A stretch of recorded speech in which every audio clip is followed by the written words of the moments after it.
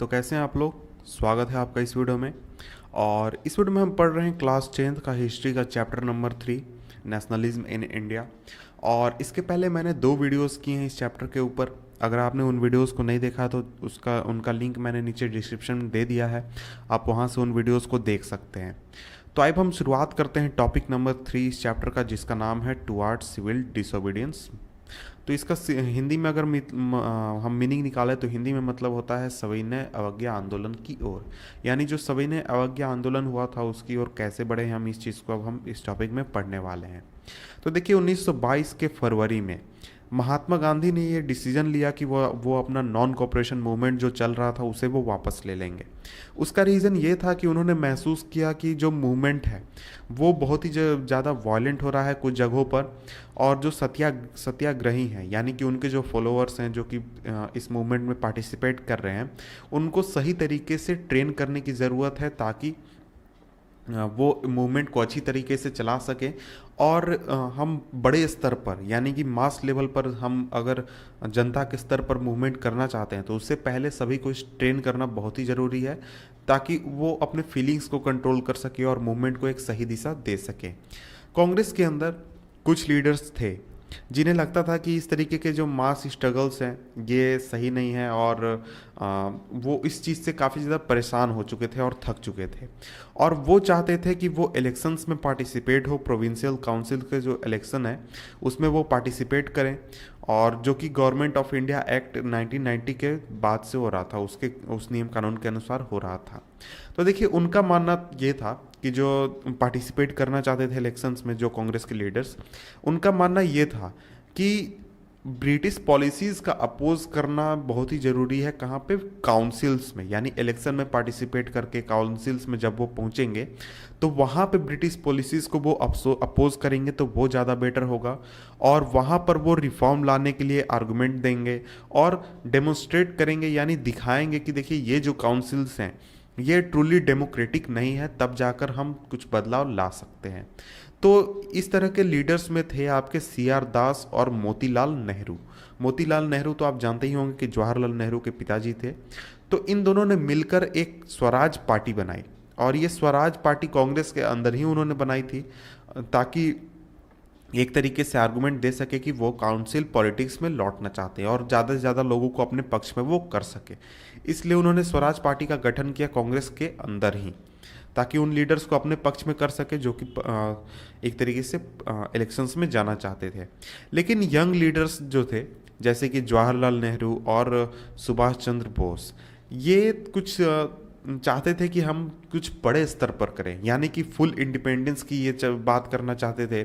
और ये ज़्यादा प्रेजेंटेशन और ज़्यादा सिर्फ क्या कह सकते हैं हम कि जैसे गांधी जी चाहते थे कि केवल हम एक तरीके से विरोध प्रदर्शन करें, तो वो इस लेवल पर नहीं चाहते थे।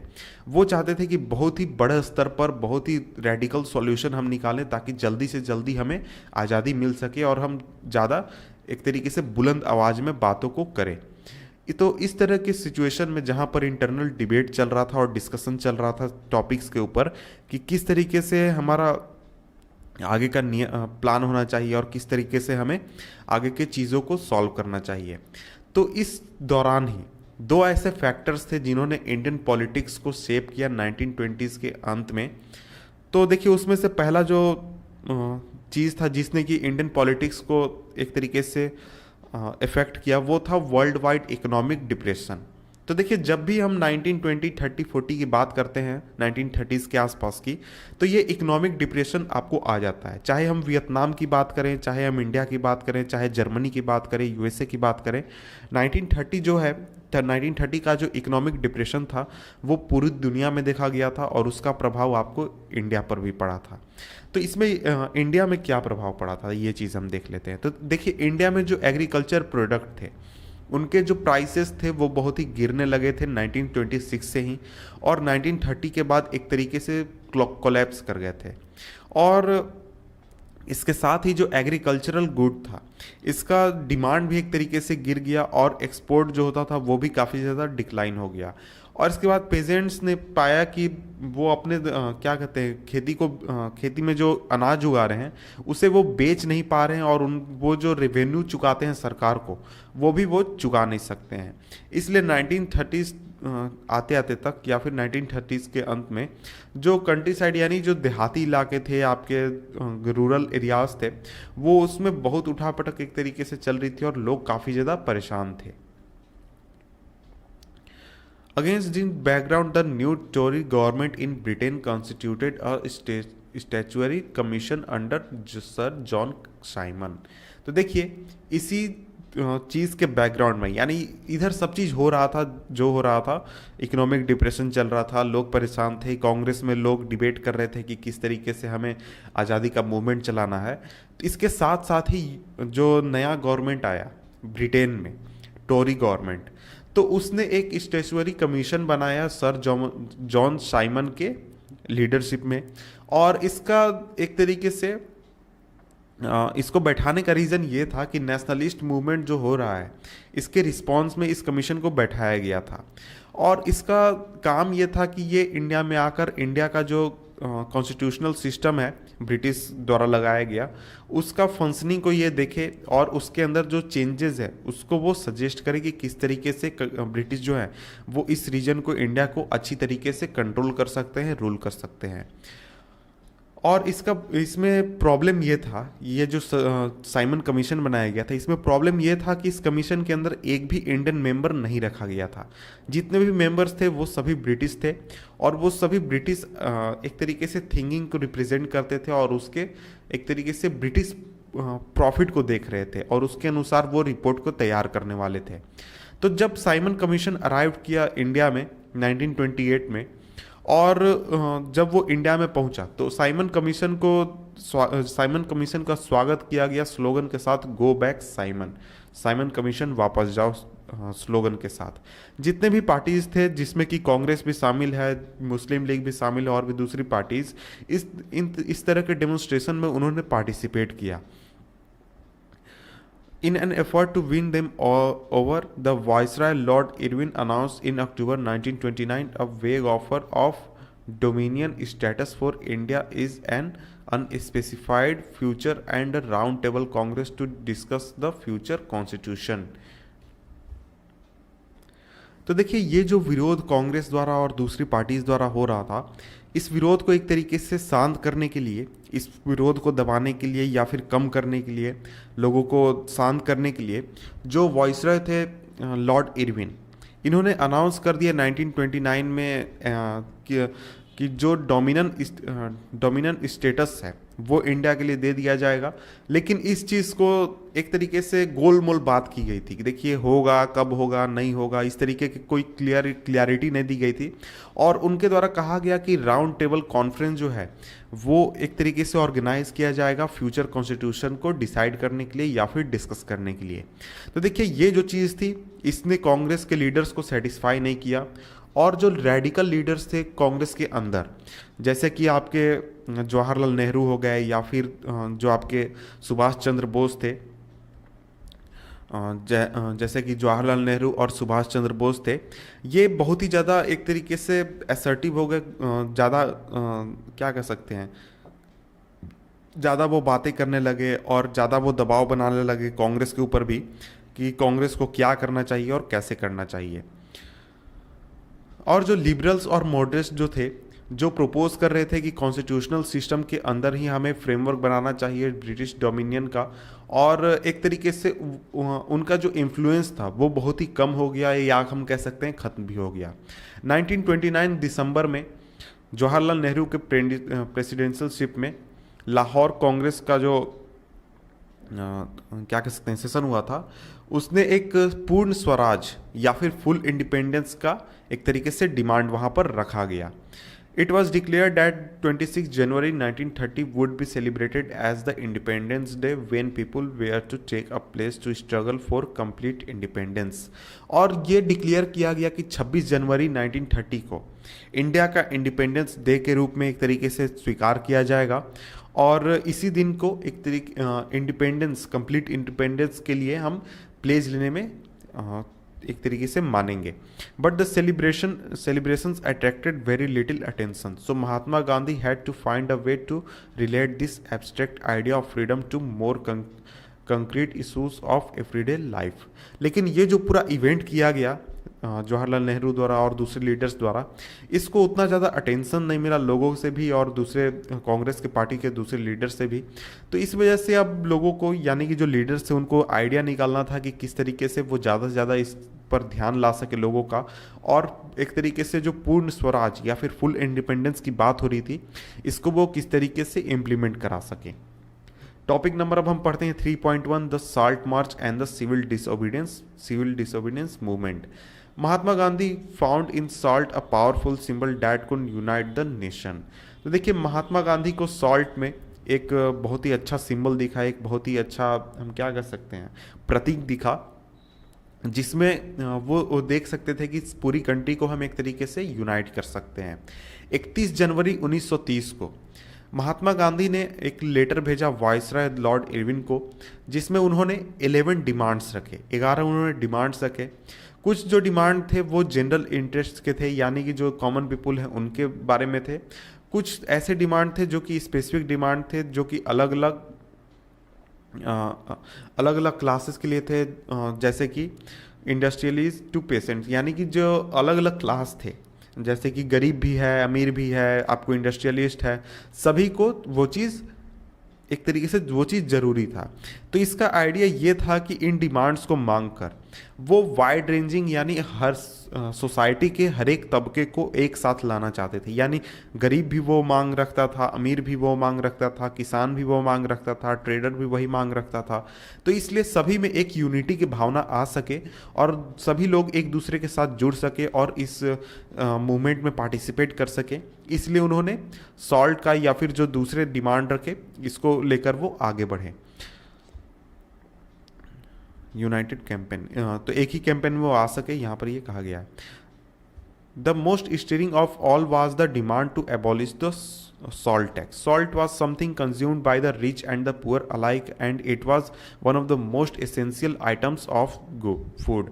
The tax on salt and the government monopoly over its production, Mahatma Gandhi declared, revealed the most oppressive face of British rule.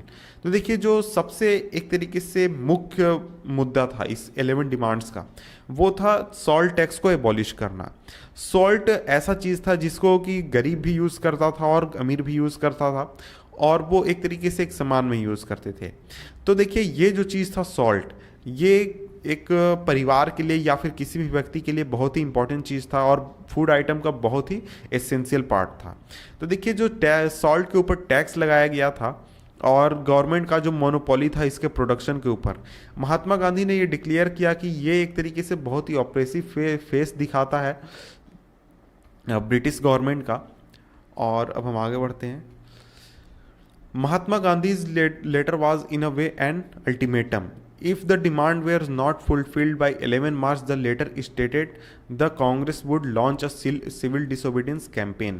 Irwin was unwilling to negotiate, so Mahatma Gandhi started his famous Salt March, accompanied by 78 of his trusted volunteers. The march was over 240 miles from Gandhiji's ashram in Sabarmati to the Gujarati coastal town of Dandi. The volunteers worked for 24 days, about 10 miles a day. Thousands came to hear Mahatma Gandhi wherever he stopped, and he told them what he meant by Swaraj and urged them to peacefully defy the British. तो देखिए, महात्मा गांधी का जो letter था वो एक तरीके से ultimatum के रूप में था, और उनका कहना था कि अगर डिमांड को फुलफिल नहीं किया गया 11 मार्च तक, तो लेटर के अनुसार जो कांग्रेस है वो एक सिविल डिसोबीडियंस मूवमेंट या फिर सिविल डिसोबीडियंस कैंपेन स्टार्ट करेगी। और इस मांग पर जो लॉर्ड इरविन थे, यानी जो वायसरॉय थे, वो नेगोशिएट करने के लिए तैयार नहीं थे। तो महात्मा गांधी ने अपना फेमस सॉल्ट मार्च स्टार्ट कर दिया, जिसमें कि उनके 78 ट्रस्टेड वॉलंटियर्स ने पार्टिसिपेट किया। तो ये मार्च था करीब 240 माइल्स लंबा, यानी 240 मील तक इन्हें चलना था। और जिसमें ये जो दूरी तय की जानी थी गांधी जी के आश्रम जो साबरमती है वहाँ से गुजरात के कोस्टल टाउन यानी कि समुद्र के किनारे एक टाउन में जो कि है डांडी। और जो वॉलेंटियर्स थे, गांधी जी और उनके वॉलेंटियर्स ने 24 दिनों तक यात्रा की, जिसमें उन्होंने 10 मील रोजाना यात्रा की। और इसमें हजारों की संख्या में लोग महात्मा गांधी को सुनने आते थे जहां भी वो रुकते थे। और वहां पर महात्मा गांधी लोगों को बताते थे कि स्वराज का मतलब क्या है और स्वराज से वो क्या मतलब निकालते हैं। और इससे उन्होंने मांग रखी कि वो ब्रिटिश को एक तरीके से उनकी बात ना माने, लेकिन पीसफुली, ऐसा नहीं कि उसको वो वायलेंट करें और वायलेंट मूवमेंट निकाले, ऐसा वो नहीं चाहते थे। On 6 April, he reached Dandi and ceremonially violated the law of manufacturing salt by boiling sea water। और 6 अप्रैल को वो डांडी पहुंचे और जहां पर उन्होंने समुद्र का पानी उबालकर क्या कहते हैं, सॉल्ट बनाकर एक तरीके से कानून तोड़ा, जो सॉल्ट लॉ था उसको तोड़ा। This mark the beginning of the civil disobedience movement. How was the movement different from non cooperation movement? People were now asked not only to refuse cooperation, इसको मैं नीचे कर देता हूँ, refuse cooperation with the British and they had all done in 1921-22 but also to break colonial laws. तो देखिए यहाँ पर अब हम कुछ देख लेते हैं। तो देखिए इस तरीके से सिविल डिसोबीडियंस मूवमेंट की स्टार्ट हुई। तो अब बात आती है कि ये जो मूवमेंट था ये नॉन कॉपरेशन मूवमेंट से किस तरीके से अलग था। तो उसका रीज़न ये है कि नॉन कॉपरेशन मूवमेंट में केवल लोगों को ब्रिटिश के साथ कॉर्पोरेट करने के लिए मना किया जा रहा था, जैसा कि उन्होंने 1921-22 में किया था। लेकिन इस रूल के अंदर, यानी ये जो सिविल डिसोबीडियंस मूवमेंट था, इसके अंदर जो कॉलोनियल लॉज थे यानी ब्रिटिश द्वारा बनाए गए लॉज थे, इनको भी तोड़ने के लिए कहा जा रहा था। हजारों की संख्या में डिफरेंट देश के अलग अलग हिस्सों में लोगों ने सॉल्ट लॉ को तोड़ा, सॉल्ट बनाया और उसको गवर्नमेंट सॉल्ट फैक्ट्रीज के ऊपर उन्होंने प्रोटेस्ट किया। तो जिस तरीके से मूवमेंट स्प्रेड किया, फॉरेन क्लोथ जो है उसको बॉयकॉट किया जाने लगा, लिक्विड शॉप को पिकेट किया जाने लगा, और जो पेजेंट्स थे उन्होंने रिफ्यूज़ कर दिया रेवेन्यू देने से और चौकीदारी टैक्स देने से। इसके बाद विलेज ऑफिशियल्स जो थे उन्होंने रिज़ाइन कर दिया और बहुत सारे जगहों पर फॉरेस्ट पीपल जो थे उन्होंने फॉरेस्ट लॉ को वायलेट किया और रिजर्व फॉरेस्ट में वो जाने लगे, और जहाँ से उन्होंने वुड और ग्रेस अपने कैटल्स को चराना शुरू कर दिया। तो इस तरीके से सिविल डिसोबीडियंस मूवमेंट आगे बढ़ने लगा। तो इस तरीके डेवलपमेंट्स से परेशान होकर जो कॉलोनियल गवर्नमेंट थी उसने कांग्रेस लीडर को अरेस्ट करना शुरू कर दिया, एक के बाद एक। तो इस चीज़ ने एक तरीके से वायलेंट क्लैशेस पैदा कर दी बहुत सारे प्लेसेस पर। जब अब्दुल गफ्फार खान, जो कि बहुत ही करीब थे महात्मा गांधी के, उनको जब अरेस्ट किया गया अप्रैल 1930 में, तो जो गुस्साई भीड़ थे उसने पेशावर के सड़कों पर एक तरीके से डेमोन्स्ट्रेशन किया और आर्मर्ड जो कार्स थे उनको फेस किया और पुलिस फायरिंग को भी फेस किया, जिसमें कि बहुत सारे लोग मारे गए। इसके एक महीने बाद जब महात्मा गांधी को जब अरेस्ट किया गया तो इंडस्ट्रियल वर्कर्स जो थे सोलापुर में, उन्होंने पुलिस पोस्ट को अटैक कर दिया, म्यूनिसिपल बिल्डिंग्स को अटैक कर दिया, लॉ कोर्ट्स को अटैक कर दिए और रेलवे स्टेशंस को उन्होंने अटैक कर दिए। तो ये सभी जो चीज़ें थी या ये सभी जो बिल्डिंग्स थे ये ब्रिटिश रूल को एक तरीके से सिंबलाइज करते थे, इसलिए इन जगहों पर अटैक किया गया था। तो जो परेशान गवर्नमेंट थी, यानी जो गवर्नमेंट इन चीज़ों से परेशान हो रही थी, उसने एक ब्रूटल रिप्रेशन की पॉलिसी अपनाई। तो जो सत्याग्रही थे, जो पीसफुली एक तरीके से सत्याग्रह कर रहे थे, उनको अटैक किया गया, पर महिलाओं और बच्चों को पीटा गया और करीब 1 लाख की संख्या में लोगों को अरेस्ट किया गया, गिरफ्तार किया गया। तो इस तरीके सिचुएशन में महात्मा गांधी ने एक बार फिर डिसीजन लिया कि वो मूवमेंट को वापस ले लेंगे और इरविन के साथ एक तरीके का पैक्ट करेंगे या फिर समझौता करेंगे। और ये हुआ 5 मार्च 1931, जिसे कि कहा गया गांधी इरविन पैक्ट। तो देखिए इस गांधी इरविन पैक्ट के अनुसार गांधी जी जो थे उन्होंने राउंड टेबल कॉन्फ्रेंस में पार्टिसिपेट करने पर हामी भर दी, जिससे कि पहले कांग्रेस ने एक तरीके से बॉयकॉट कर दिया था और कह दिया था कि वो इस चीज़ में पार्टिसिपेट नहीं करेगी, जो कि लंदन में होने वाला था। और इसके बदले में जो सरकार थी उसने ये मान लिया कि वो पॉलिटिकल प्रिजनर्स को रिलीज़ कर देगी, जेल से छोड़ देगी। दिसंबर 1931 में जब गांधी जी लंदन गए राउंड टेबल कॉन्फ्रेंस के लिए, लेकिन जो नेगोशिएशंस या फिर बातचीत होने वाली थी वो पहले ही एक तरीके से धाराशाही हो गई और उन्हें डिसअपॉइंट होकर वापस लौटना पड़ा। वापस इंडिया में आने पर उन्होंने ये डिस्कवर किया कि जो गवर्नमेंट है वो उसने फिर से रिप्रेशन करना शुरू कर दिया है, यानी पर लोगों पर जुल्म ढाना शुरू कर दिया है और लोगों पर एक तरीके से दबाव बनाना शुरू कर दिया है। जो गफ्फार खान थे और जवाहरलाल नेहरू थे उन्हें जेल में डाल दिया गया था और कांग्रेस को एक तरीके से इलीगल घोषित कर दिया गया था। और इसके बाद अलग अलग तरीके के सीरियस मेजर लिए गए थे, बहुत सारे मेजर्स लिए गए थे ताकि जो मीटिंग्स हैं उनको एक तरीके से प्रिवेंट किया जा सके, डेमोन्स्ट्रेशन और बॉयकॉट्स को प्रिवेंट किया जा सके। तो इस तरीके की इन चीज़ों को देखने के बाद जो महात्मा गांधी थे उन्होंने फिर से सिविल डिसोबीडियंस मूवमेंट को लागू कर दिया, यानी कि उनसे फिर से लॉन्च कर दिया। तो एक साल बाद जो मूवमेंट जो कंटिन्यू हुआ, लेकिन 1934 आते आते तक इस मूवमेंट का जो मोमेंटम था वो एक तरीके से ख़त्म हो गया, या फिर हम कह सकते हैं बहुत ही कमज़ोर हो गया। तो देखिए इसके बाद हमारा टॉपिक है topic number 3.2, how participant saw the movement. इस चीज़ को हम पढ़ेंगे नेक्स्ट वीडियो में, क्योंकि हमारा वीडियो थोड़ा लंबा हो गया है, 20 मिनट का 21 मिनट का वीडियो हो गया है। तो मिलते हैं आपसे हम नेक्स्ट वीडियो में, जिसका लिंक मैं नीचे डिस्क्रिप्शन में दे दूंगा, डिस्क्रिप्शन में चेक कर दें, नेक्स्ट वीडियो का लिंक होगा। तो मिलते हैं आपसे हम नेक्स्ट वीडियो में, तब तक के लिए गुड बाय।